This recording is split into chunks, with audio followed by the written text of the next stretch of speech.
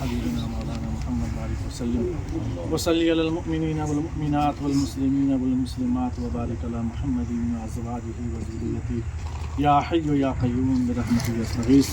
اے اللہ رحم کا، کرم کا، عافیت کا معاملہ فرما۔ اے اللہ ہم خطا کار ہیں، ہماری خطاؤں کو درگزر فرما۔ اے اللہ ہم گناہ گار ہیں، ہمارے گناہوں کو معاف فرما۔ اے اللہ ایک دینی درسگاہ کے لیے اللہ ہم نے بنیاد رکھی ہے، اللہ اس کو قبول فرما۔ اے اللہ جس طرح تو نے اصحاب صفا کو وہاں چمکایا، یہاں بھی چمکا دے۔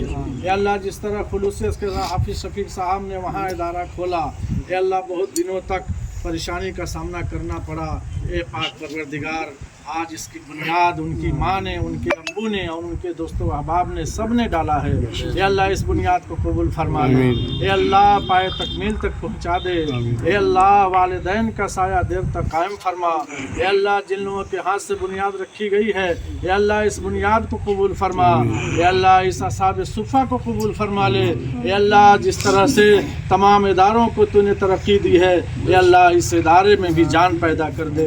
اے اللہ اس ادارے کی بنیاد سے لے کر اے اللہ انتہا تک قبول فرما لے۔ اے اللہ اس ادارے میں پڑھنے والے بچوں کو قبول فرما لے۔ اے اللہ قیامت تک اس کا وجود برقرار فرما۔